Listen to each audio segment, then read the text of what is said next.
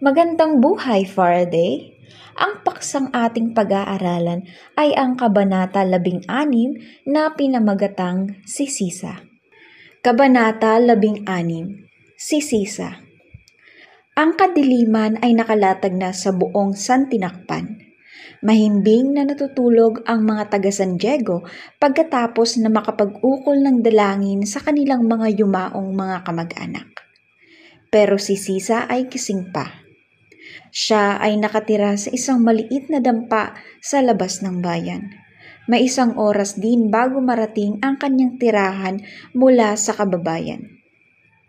Kapuspalad si Sisa sapagkat nakapag-asawa siya ng lalaking iresponsable, walang pakialam sa buhay, sugarol at palaboy sa lansangan. Hindi niya inaasikaso ang mga anak.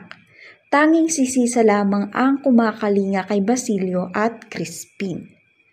Dahil sa kapabayaan ng kanyang asawa, naipagbili ni Sisa ang ilan sa mga natipong hiyas o alahas nito noong siya ay dalaga pa lamang. Sobra ang kanyang pagkamartir at hina ng loob. Sa madalang na pag-uwi ng kanyang asawa, nakakatikim pa siya ng sakit ng katawan. Nananakit ang lalaki.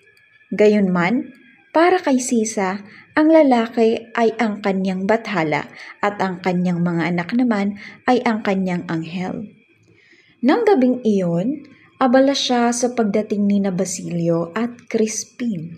Mayroong tuyong tawilis at namitas ng kamatis sa kanilang bakuran na siyang ihahain kay Crispin. Tapang baboy damo at isang hita ng patong bundok o dumara na hiningi niya kay Piloso Potasio ang inihain niya naman kay Basilio. Higit sa lahat, nagsaing siya ng puting bigas na sadyang inani niya pa sa bukid. Ang ganitong hapunan ay tunay na pangkura lamang, na gaya ng sinabi ni Piloso Potasio kina Basilio at Crispin nang puntahan niya ang mga ito sa simbahan. Sa kasamaang palad, hindi natikman ng magkapatid ang inihanda ng ina sapagkat dumating ang kanilang ama. Nilantak ang lahat ang mga pagkaing nakasadya sa kanila. Itinanong pa niya kung nasaan ang dalawa niyang anak. Nang mabundat ang asawa ni Sisa, ito ay muling umalis dala ang sasabunging manok at nagbilin pa siya na tirahan siya ng perang sasahudin ng kanyang anak. Windang ang puso ni Sisa. Hindi nito mapigilan na hindi umiyak. Paano na ang kanyang dalawang anghel?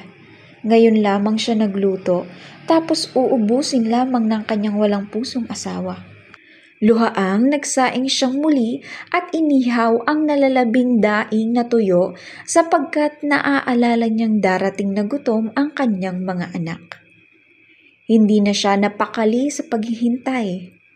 Upang maaliw sa sarili, di lang iisang beses siya umawit ng mahina. Saglit na tinigil niya ang pag-awit ng kundiman at pinukulan niya ng tingin ang kadilimang bumabalot sa kapaligiran.